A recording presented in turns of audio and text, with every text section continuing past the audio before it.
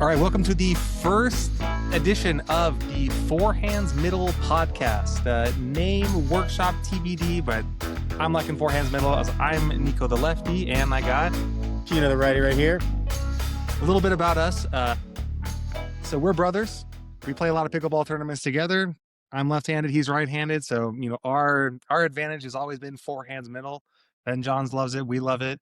And hopefully we can provide some attacking power here in the podcast. Taking balls, taking names. Episode number 1. Taking balls. All right. The name of episode 1, Forehands Middle, taking balls. All right. We'll see if we can come up with a cool intro, outro music. If anybody has any suggestions, feel free to let us know. All right. So a lot has happened over the past week. We had the semifinals of the quarterfinals of Major League Pickleball happened last week in San Diego. Gino's beloved Dallas Flash played themselves out of themselves. They are no longer in the playoffs, but we'll get to them here in just a second. Let's start off, talk about the play-in games. All right, so we had the 7 and 10 seed play each other. We had the Texas Ranchers play the Miami Pickleball Club, and then we had the 8-9 matchup, which was the Orlando Squeeze and the Utah Black Diamonds. Gino, where do you want to start? I would think we should start with the Orlando Squeeze. That's a team that I've been very interested in. I think everybody assumed that they wouldn't make it past the play-in game. But I think they're a team. Maybe it's history from their previous, Andre Deescu super team. But I was very intrigued with that matchup, and I had no idea which way it was going to go. No idea. And what made it really interesting is that you had no Dylan Fraser in that matchup. You had Grayson Golden taking over his place. And honestly, Grayson Golden is one of the most exciting people I've ever seen on a pickleball court. And I tweeted out that I actually thought that Grayson might actually be an upgrade in the MLP playoffs over Dylan. So I've been pretty down on Dylan the whole year. If anybody knows me, I've been trying to trade Dylan away from the Orlando Squeeze for basically the whole year. While I do think he's a touch overrated, I think really what happens is Dylan doesn't have a lot of firepower, doesn't have anything that really scares you. And so I think for a team that's kind of on the edge, that's barely making the playoffs, I think having high variance is probably like super important. So having Grayson was awesome. Yeah, I think that's exactly spot on. I think the most fun thing about Grayson Golden is he's the guy that has like the irrational confidence. He's like I'm going to jack up shots from half court all day. And he's going to, he was getting up in Hayden's face. And if you take anybody in the entire stadium and you say, who's a better player? Who should you be afraid of? It's probably Hayden. But Grayson Golden was just like getting up, running up to the line, taking balls from him, and is actually getting in Hayden's head. And I think that's a humongous thing in MLP specifically. Is Dylan seems like the nicest guy, and it's probably why everybody loves him so much. And he's don't get me wrong, I'm up higher on Dylan than you probably are. But specifically for MLP, and especially when you're paired with somebody like Federico Staksrud, you want a guy that's just like in your face, smashing the ball, and just peacocking around the court, pointing at fans, getting rowdy to will your team when maybe you don't have the actual skill set to actually push yourself. You need to grasp at whatever you got, and if you need the swagger will get you a few points. Do you know who is the cross sport comparison to Grayson Golden? Like, does that guy exist in a different sport? As we are famous proponents of the ringer, shout out. I think we got to give him the Dion Waiters Award. You got to take. Let's see, if we don't take the basketball analogy, if we need somebody, I think maybe he is, unfortunately, Deshaun Jackson, the kind of guy that would just jog backwards into the touchdown. But actually, he was actually really, really good. I'm trying to think who would be the Grayson Golden equivalent. I mean, if maybe we take some guy like Monfils in tennis, somebody who's just electric, that's out there having fun, and it's not going to take shit from anybody, and actually thinks that they can beat anybody on the court, whether it's true or not. I think that's what we got in Grayson Golden. I really, really MLP. I hope that he stays on a team, because that might have been the most exciting thing I've seen in MLP in a while. Was every time he touched the ball, I'm like, where's this ball going to go? Is it going to be the best shot I've ever seen? Is he going to dump a dink into the net? And who's he going to chirp at after the shot? Yeah, I think Monfils is a good comparable to Grayson Golden. It's also Monfils has been around for forever, but Grayson Golden seems like that here for a good time, not a long time. Happy to be here, wreak some havoc. Kind of this like he's like chaotic good. All right, like that's what he is. So if you see those like those charts where you have chaotic evil and you have basic evil, whatever. He's chaotic good, and so I think we all enjoy him. So the Orlando Squeeze with Grayson Golden actually ended up taking it, 3-1 over the Utah Black Diamonds, a team that looked better and better as the year came along. At Edda, they seemed like they were firing to the best of their abilities, and not even a dream breaker, they're out. So better luck next year, but I think they're set up pretty good for the future. So Gino, the next one in the play-in was the Ranchers against the Miami Pickleball Club. Now this one was way tighter than I thought it was going to be. Honestly, I thought that the Ranchers were going to kind of just tap dance all over the Miami Pickleball Club, but it wasn't the case. Yeah. I think a big part of that is you've got Jay DeVilliers, who just came out, and I feel like I had obviously injuries and everything played a humongous part in him not playing for the last what seems like year, but I feel like he came back and he was like 110%. I forgot how humongous he looks on a court and how much court he can take. And so I think Jay was like crawling and clawing tooth and nail to will that team over the finish line and really put up a big, humongous fight against the Texas Rangers. Because I thought the same thing. That Texas Rangers team, I thought, maybe we'll get to this later when we talk quarterfinals, but that Texas Rangers team, I remember seeing them in Dallas as well and how good they were. And I was pretty afraid of them. And so that match being tight, it just added to the playing game being even more exciting. Look, Jay, he's like making a comeback here. He did great in PPA, and he's willed his team further than I thought in MLP as well. And I think it might just because he doesn't use that shit ass Vulcan paddle anymore. He went Yola, then he went Carbon. And my thoughts are, as soon as Tyler gets away from his shit ass Vulcan paddle, maybe the Utah Black Diamonds can make a bigger run in the playoffs. And maybe that's the difference. So people say like, was it Grayson? Was it Dylan? Whatnot is the difference in that matchup? Maybe it's just the Vulcan paddle. Like you play with that one, it's the new Adidas paddle. I don't know. Jam has proven that you can even win with an Adidas, but I've yet to see anybody win with a Vulcan. Well, the thing is we're probably not gonna have to wait too long for that because he probably only has a limited stockpile of Vulcan paddles, and those things are gonna, the grit's gonna run off in probably 2 to 3 hours per paddle. So he's got another maybe 4 weeks of Vulcan paddle usage, and then they don't have any more, and then he can use their ball. Oh wait, they don't use the ball in PPA anymore. So I don't know what he's gonna do. Maybe he'll go to yellow like everybody else, or maybe he'll make Vulcan make him some custom paddles for some reason. Yeah. Well, so back to the playoffs, you had the Texas Ranchers. They eke through a victory in that matchup, 21-19, I believe, in a dream breaker. And I guess, if Caitlin Christian was worth her weight in anything, I was big anti Caitlin Christian for Edda Wright trade, but hey, there's no way they win that dream breaker with Edda Wright. And so they eke through, they advance, and then they look forward to playing the Dallas Flash.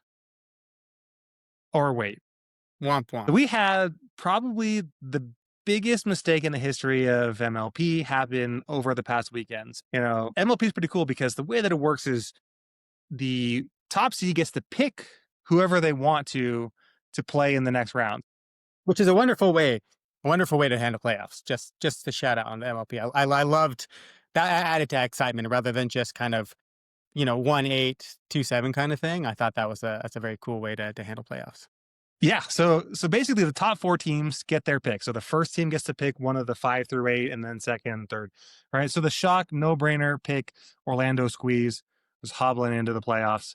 And then the Dallas Flash, the number 2 seed, they get their choice of either the Columbus Sliders, the LA Mad Drops, or the Texas Ranchers. And the obvious pick for seems like anybody with a pickleball brain would be taking the Texas Ranchers. I mean, they barely beat the Miami Pickleball Club. They had not been playing good pretty much all year. Christian Alshon was benched 2 weeks prior to that for Wyatt Stone. But I don't know. Apparently the players, they had a vote and they decided they were going to play the Columbus Sliders, Andre Deescu, Leah Jansen, Paris Todd, CJ Klinger instead of the Texas Ranchers. Now, what was your initial thoughts when you heard that? I don't know if you've seen the video of Shaquille O'Neal. They have the super spicy chip, and he talks about how he doesn't make a face, and so he goes, "I could eat this chip and I won't make a face." And he takes this tortilla chip, super spicy, it's covered in spicy shit. He puts it in his mouth, takes a couple of bites. He's like, "I'm not making a face," and then he just goes, and his whole body just gets shocked. That's exactly how I felt.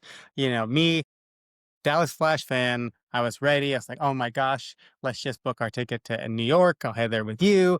We'll dispatch of the ranchers and then the sliders. And my brain had to recalibrate, and I thought, oh, that it must be a smart choice. Let me look at the sliders. Maybe there was another MLP trade that I hadn't seen, because those trades happen like every other day. But no, it was still one of the greatest, men currently, who's, even though he's 36 or 37, however old he is one of the best men's players. Obviously, can still play singles when he's beating JW Johnson. We got CJ Klinger, young guy. Then two amazing singles women, but also Paris Todd is a pretty fantastic doubles player as well.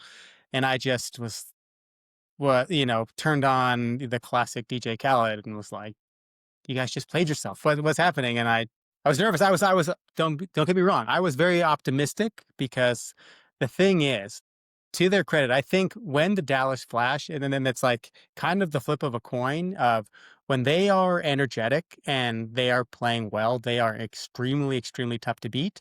But it's also, and my boy J Dub and Georgia, it's like they could play the highest of highs and compete with anybody, but at the same time, randomly out of nowhere, they are like the most likely duo to just hit like four consecutive third shots into the net, just like with no emotion, and just like, oh, I guess that's the way this game is going to go, and then just kind of coast on that energy. And so that seemed to be what happened on some of these games. But yeah, it was, with the what if game is strong with this, which is something, we should talk about. Yeah, I honestly, I mean, I was just thinking like, what a bunch of fucking idiots. Like like just like That summed that up much better than I did. I tried to yeah, yeah, a little nicer, but that's yeah, yeah. exactly.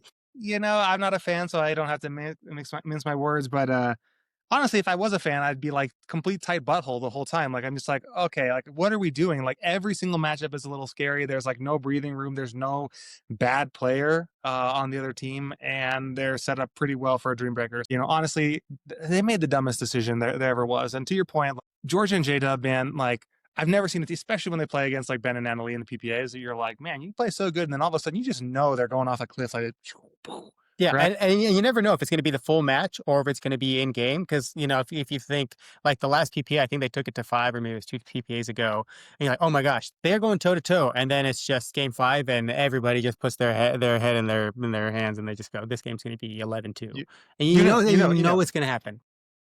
and so it's interesting. It's like I think maybe I'm like thinking about this too much now that we know the results, but I'm just thinking like the Dallas Flash had not actually really been playing super hot leading into this tournament, and what they didn't need was to play a team that was playing incredibly well, right? And so much so that like I had to like kind of do some digging, and like apparently like Leia and Paris had some beef, and I'll look into it a little bit further. And I love to put my online The Sociers. reputation on the line to bash Leia in any way, because she will come and fuck you up. Something apparently was off. Even still, we get the best MLP matchup probably in history, right? We have three matches. All three matches go to Dream Breakers. Uh, you have some weird decisions that happen, like in the last game. You have in the last match you have Tyra and Georgia, who have just been stomping all over Paris and Leia, Yeah, lose, make some interesting strategic decisions in that game as well. But then you have them come back and win both of their mixed matches. that was the Honestly, scariest thing.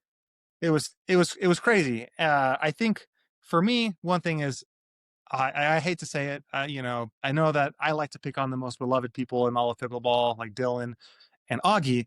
I think Augie might be a touch overrated. Like they lost all their men's matches, and they weren't particularly close. And I get CJ and Andre are probably favored, but they didn't have a chance in hell.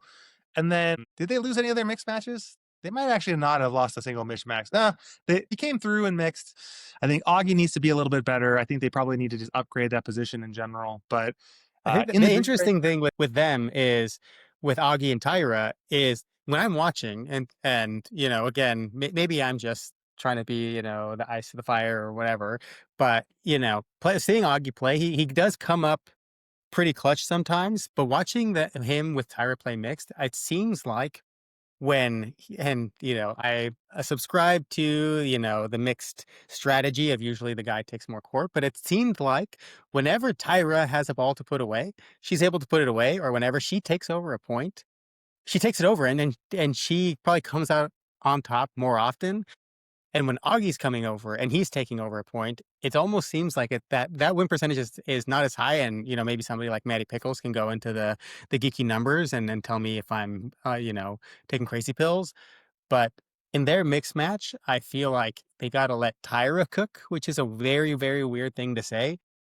But then going back again to that, like what you were saying about the women's match, as soon as they lost that women's match on women's game in match 3, I immediately and I was so nervous for the rest of that match. But like you said, they came through clutch and mixed, but you can only ride so high, and you know, dream breakers live and die. that's the game you have to win. And honestly, if they win that game, obviously they win 3-1, they're on to the semifinals. But I think in the end, really, the difference was, I think, the Columbus sliders were a little bit better at hiding Leia Jansen than the Flash was at hiding Augie. All right. And so they got one more win than they should have gotten. And then Leia, notorious non-clutch player, came up huge in the second and third Dream Breakers. I think she like at one point won like 11 points in a row against Tyra, which is crazy. Shout out to Leia for not folding at the biggest moment. You proved us all wrong, and now your team's in the semifinals. Yeah, and if you watch the Dream Breaker with Leia and Tyra, the whole time all I'm thinking is, Tyra, just play PPA singles once a month. Just play, because there were so many. Don't get me wrong, I am not the singles player to coach whatsoever. Former, professional tennis hopefuls in the past, but there were so many times where I was like, she probably could have won this point or that point or that point, because one, she just want to say is like maybe twice the athlete that Leia is. Tyra to Leia. And there were so many points where it seemed like if she could construct the point just, 5 to 10% better, she could come out on top on some of those points. But, hey, she usually holds her own in doubles and doesn't have to play that much singles. But yeah, it was tough. There were a few points where, she had high balls that she could have run in and attack them out of the air, but then she's letting them bounce and then she's not taking the advantage. And so it was tough to watch, your beloved Leigh Jensen just destroy Tyra. Honestly, if Tyra had the same mindset as Anna Bright, they probably would have won, because Anna, last PPA decides to do singles just to prep for Dream Breakers. She's like, literally, I can't have Jackie Kawamoto or Jade Kawamoto just beat my ass again. So I need to do some singles for preparation. Beats Georgia, beats Leia, like does a great job. And Tyra could have done the same thing. Just get a couple reps in, and then maybe when you play 3 consecutive Dream Breakers, you're a little bit better off, right? But that's She why might have thought she was going to go up against Tina Pismic, so she was probably like, "Oh, I should be fine." and that's why Anna Bright is, playing 4D chess, and the Flash play themselves out of the MLP playoffs. All right, so moving on, we had the St. Louis Shock against the Orlando Squeeze. Anything you want to say about this match? Anything I would say would probably be about as quick as that overall match took, and so no. Nope. I don't even think I watched like half of the match. Like I just like flicking through, and I was just like, all right. Anytime Grayson Golden was moving towards the net, basically is what I watched, because again, that guy is must watch pickleball. Grayson Golden, I swear. Um, I just love watching somebody who just gets in somebody's face and is not afraid of the moment. And he was just having a blast. So again, we are the Grayson Goldies, I guess. Maybe I should get a shirt, a Goldie boy or something like that. But other than that, yeah, it was just an annihilation that I'm surprised that they didn't, X-ray. Just what we expected. All right, so enough of that one. Moving on, we had the Texas Ranchers play the New Jersey Fives, which also ended in 2. All right, this is the And two. in two double birds. All right, so we're gonna break down the match, but let's take a second to talk about. So Gino, set us up. What happened in that second match with Christian Alshon? So notoriously level-headed guy, Christian Alshon, he's playing men's and he's playing against somebody who doesn't really like to talk too much in, Will Howells. And supposedly the people on the court didn't have anything to do with it, but they're playing a nice, fun mixed match for the potential to go to a semifinal. And I guess there was somebody on the fives bench, which he clarified himself. He said it wasn't to everybody, but I mean, if you see the video, he is just turning, and it's not a pointed double bird. You see the open and close, which to me signifies I am flipping all of you off. And he just turns. I think one of my favorite things was also seeing a sneaky ALW double bird. I think in smugness post match, which was great, but it was something that I like to see because we talk about how everybody talks about how pickleball is mini tennis and it sometimes there's too much screaming and things like that. But as soon as I saw that and everybody's going whoa whoa whoa, I thought these are the kinds of moments that we live for. Is where you don't want people flipping people off all the time. You don't want that to become the norm. But when it happens, it is just it's so great to see. Reggie Miller choke sign, just iconic moments in history happen when people get heated and they make gestures to other people. Obviously, you don't want it towards the fans. You know, gets more eyes, gets more clicks. Here's what I think about middle fingers in pickleball. The best way I can describe it is it's like when like your 2-year-old decides to say fuck, right? Like you're just sitting there, all of a sudden your 2-year-old just like, hey, fuck. And you're like, oh no, you can't say that. But this is the funniest shit I've heard all week. Like, I'm so glad you just did that. I am hoping that it's recorded and it's just highlighted my whole day. But as a parent, I feel terrible. You probably can't do this. Like, I can't tell you to say that ever again. But if this happens occasionally and it does not become like a serious problem every single time, like it's actually pretty funny. Yeah. So, It's but also just just like going back to Hayden calling Annalie Waters a bitch. It's, hey, you don't want this to be the norm, but when it happens, everybody talks about it. One, just for the sport and awareness of pickleball, it's great, I think. And maybe for the wrong reasons, if you want to argue that. But it just is it's so nice to see these people that everybody in pretty much everybody likes to dog on pickleball, that these people are dorks and they're not real athletes, but they are professionals in a actual sport. So to see them get so heated over this sport that they want to swear at somebody, they want to not just beat them in a nice, soft, dinking game, but like really dominate somebody is great to see. And again, I think we're in lockstep. I think we've got our forehands middle on this one, and we love it. oh yeah, oh yeah. I was just hoping, it's honestly like there was not a wrong choice to who he could be flipping off. Like that would make me more or less happy. Like if you decide you're going to flip off the entire fan base, like that's awesome because that chant is annoying as hell, right?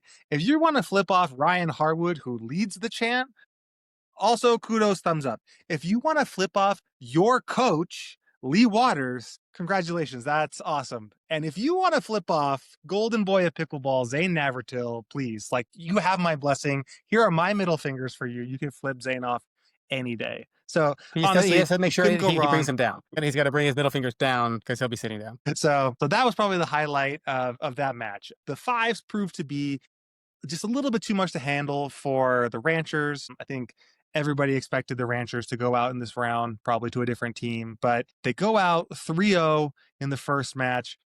They have a chance with Tina and Christian. They had like 5 game points in the first game, in the first match. And I think that if they close that out, like we have a series, they end up missing 5 game points, lose that match, and then they lose, get swept in the first round, I believe, and then go to a dream breaker in the second where they honestly had basically no shot. So Yeah, yeah. I think if we want to talk about all time blunders, and even the commentators were saying the same thing on the opposite side of it, is they put Kaylin Christian against Anna Lee, which I think is the biggest mistake. Within that match, there were other, again, big mistakes that were made that weekend. But to me, the gap between Anna Lee and the second or the third or the fourth best women's singles player is still this far. But then the gap between the second or third or fourth, with Caitlin Christian versus, Megan Dazan is also pretty large. So why not just have Anna Lee play Tina and hope maybe Tina can sneak out kind of maybe 1 or 2 points maximum over the entire thing, and then have Caitlin Christian dominate and you become a wash. Because all of the commentators were saying, oh, well, what kind of message does it send if you don't let your best play the best? And it's like, do you think Caitlin Christian is going to feel better if she wins four points for her team or loses 4 points for her team when she knows that she is a singles player? I don't know. I don't think she's thinking, I gave it my all, guys. Thanks for the opportunity to get swept. Yeah, I think Caitlin Christian, she went like 1 for 8 in the first 8. I don't know if there was any more points. Catherine Parento, last time she did, I think she was like 0 for 10. Now, my question to you, Gino, is there any teams that you would put your one female single player against Annalie? So, and I guess you got 3 number 1 singles players left besides Annalie. You have Catherine Parento, Paris Todd, and Kate Fahey. Would you put those all in the 4 spot, or would you be willing to put any of those up against Annalie? No, it makes no. If you have a player where the fives in previous Dream Breakers were putting her against a man, like I don't think you as the other team, you're like, who, what I should do is I should sacrifice like a lamb up to the gods that are. Annalie Waters will win an entire PPA in singles, losing 12 points total, like, so what's the point? It's so high risk for basically what seems to be historically zero reward or even negative reward. And so just let the person who I don't think, Jade Kawamoto or anybody is like, man, I really hope I don't have to play Annalie. They're like, look, I'm going to play Annalie. I'm not a singles player. I don't really care who I play. I'm going to go out there and do my best. So if they get, it's kind of like in soccer when you are the keeper and it's a penalty shootout, if they score on you, that's what's expected to happen. So all of the pressure, if you put Jade against Annalie or your number 2 singles player against Annalie, all of the pressure is on Annalie Waters to score because she's supposed to win. And that's what I think happened a lot of times with, if there was a guy going against Annalie, it's like, hey, all of the pressure's on you. You don't want to look like the guy that lost to Annalie, even though she probably can beat a lot of singles guys. The perception is there, and everybody knows it's there. So why not give Catherine the opportunity, or Leia, or Kate the opportunity to actually score a heavy majority of their points against the number 2 if they have that option? And I will say that every single time because it makes the most sense to me of, let's at least try to match Annalie's point total rather than try to get her, because then it's totally even. But Annalie is still so much better at singles than everybody else that it's not even close. Yeah. So, all right. So here's my thoughts. I agree, but I'm also going to say I think there's some different situations where you don't do that specifically going forward. So a couple things. One is the biggest downside is you guarantee Annalie more opportunities to score points than your number 1 player because the Dream Breaker could be over before the 3rd round hits. Annalie could end it, right? I think it makes total sense specifically for the mad drops. One, because Catherine is like, she's gone when it comes to Annalie Waters, all right? She's gonna get demolished. She is the beta in that situation. Jackie, Jade, Jackie. Anyway, Jade, I'm pretty sure. like you said, she has nothing to lose. She can go in and win, and then Catherine can go ahead and demolish Megan Dazan. But in the other 2 situations, I think you have Paris and Leia, who are both fairly good at singles. Both of them are going to demolish Megan Dazan. So you might as well have the person that mentally is strong enough to try and compete against Annalie, who I think is Paris, because I think Leia has lost like 23 in a row to Annalie. And then I think the same thing happens with the shock. So 2 things. One is I think Anna Bright's going to smoke Megan Dazan anyway. And Kate Fahey, if you remember in the last Dream Breaker, went like 5-2 against Annalie Waters. And I think out of anybody in all of MLP, the only person that is like mentally tough enough that's like, I want to fuck Annalie up so bad is Kate Fahey. Like, I think that one, if you take that away from her, she will scream. She'll just show up on the court. I don't think there's anybody that can hold Kate back from being the number 3, being the first woman up. And I think, like I said, I think Anna Bright's still going to demolish Megan Dazon anyway. So I think in these playoffs, it's a little bit different, but for the most part, I 100% agree. Sacrifice your worst female to Anna Lee, and then hopefully get some points with your number one. The only thought that I have against that is, and hate to give even more credit to the fives and the waters. Again, credit where credit's due.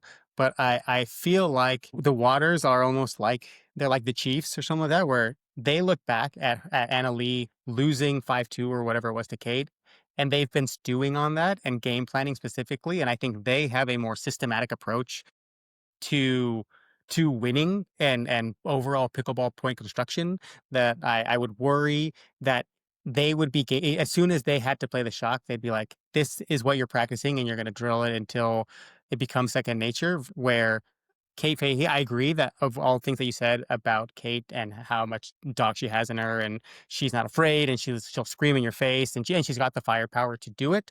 I just worry when it comes down to tactics. I think Annalie Waters has more discipline in sticking to a game plan, with potentially a better game plan overall when it comes to that scenario. All right. Well, we're going to see what happens in the semifinals. The fives get to pick the Dreambreaker matchup, and in the finals, maybe they won't.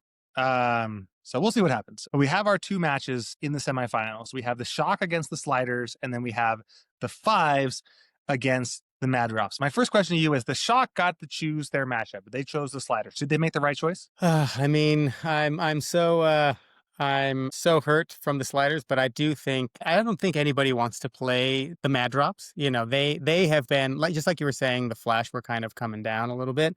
I think the Mad Drops have just been going up higher and higher, and so the fives having to play the Mad Drops, I think, is a scary team, and especially as it gets tighter and tighter. That is a Dreambreaker team from hell, basically.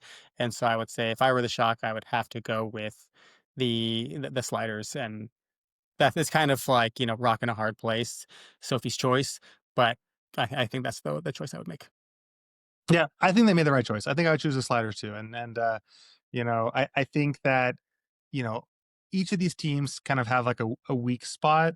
And so the question, I think, comes down to: would you rather play Leah Jansen, or would you rather play Hunter Johnson? Right. So like, I think the Exactly. rest of the team is like pretty solid in everything. But that seems to be the kind of the soft spot for each of those two teams. Hunter Johnson's been playing much better than I expected, beat Riley Newman in mixed. And Leah Jansen has proven that she's not really able to win a lot of these doubles matches, mixed or gendered. I think CJ and Leah have completely underperformed over the entire season. I think I take the Sliders too. And yeah, and just like you were saying, when it comes down to choosing between the Sliders and the Mad Drops, if we're trying to choose between Hunter Johnson and Leia Jansen, of who we think we can, get more points off of, who overall can we beat more often, I think with Ben Johns playing with Hunter, because that's who's playing in men's versus Leia and Paris, it's much harder for Paris to will her women's match, or for CJ Klinger, because he's relegated to the right, to make sure that they are taking over their respective matches, versus with Hunter Johnson, when he's playing mixed, he can just go Grayson Golden, shout out number, I think, 7 on this podcast. He can go Grayson Golden mode now, which used to be Hunter Johnson mode, and just drive every single ball. But in men's, he's playing with notorious court coverage Ben Johns. So if anybody has seen the Mad Drops play recently, Hunter takes 3, maybe 4 steps off of the line, and Ben Johns is just waiting for a dink that he can't get. Hunter Johnson puts it back in play, and he's hidden for the men's match anyways, playing with the greatest pickleball player of all time. So yeah, choosing the Sliders, I think, while they are a great team, now that we're in the semifinals, there's no real, obvious choice like there was previously. That the Shock, I think, will still take it pretty, without too much fuss.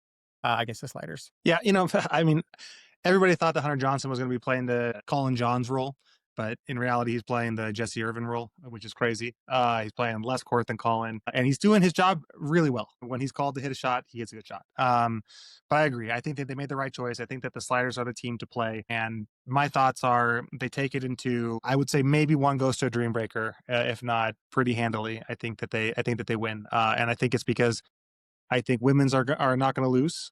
Men's are not. I actually don't think men's are going to lose either. So that's the thing is, I think that the biggest strength of the Sliders are Andre and CJ. And I just think that Gabe and Hayden have been playing a little bit longer together, have a little bit more swagger, and I think that they're going to be able to take it to Andre and CJ. And if you don't win men's as the sliders team, you're pretty much it's done.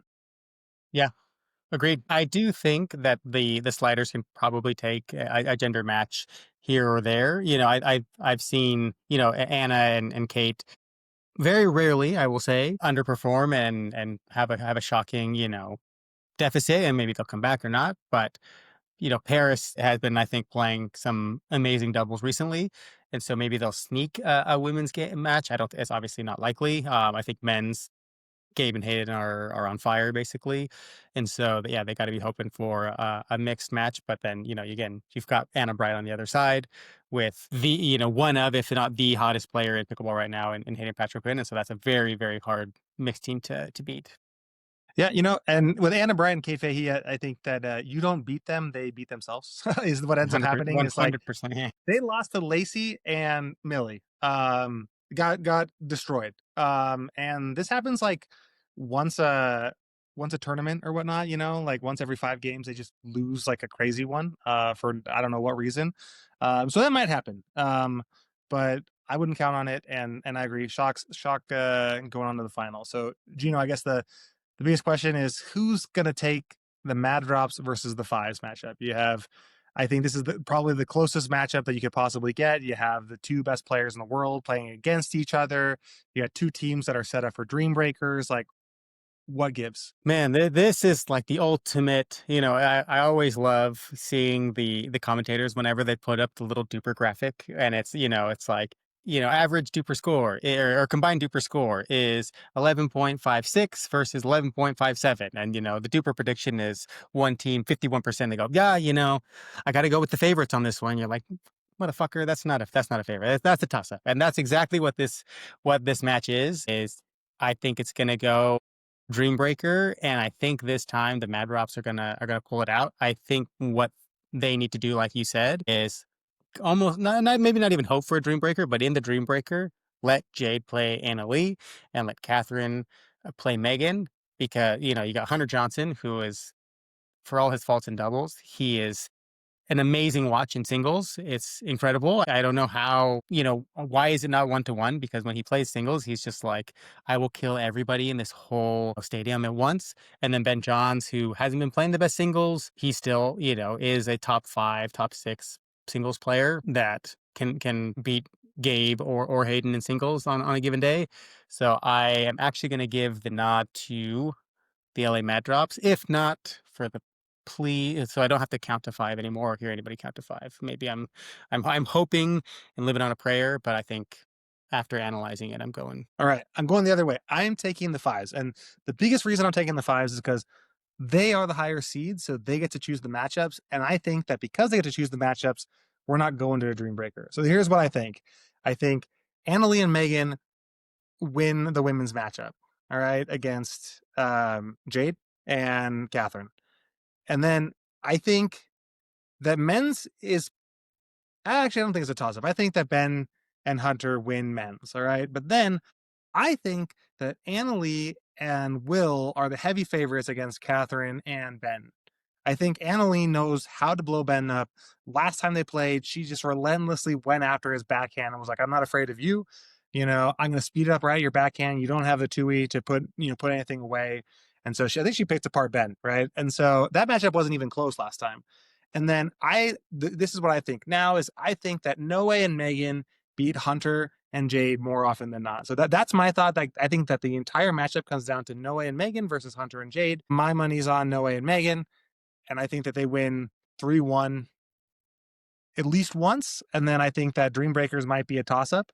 And if that's the case, maybe they pull it out in 3 with 1-3-1 win and 2 Dream Breakers. But I think that's really honestly the narrowest of margins. But I think this is where being the top seed helps a team out. Yeah, but being able to pick the matchups is watching these regular season matchups of like, oh, who cares about this match, this match? Like this is where it comes down and really is, it is a humongous. It's not home court, like in other sports where it's like, oh, you get to play in your home court. Like, okay, cool, I have my fans.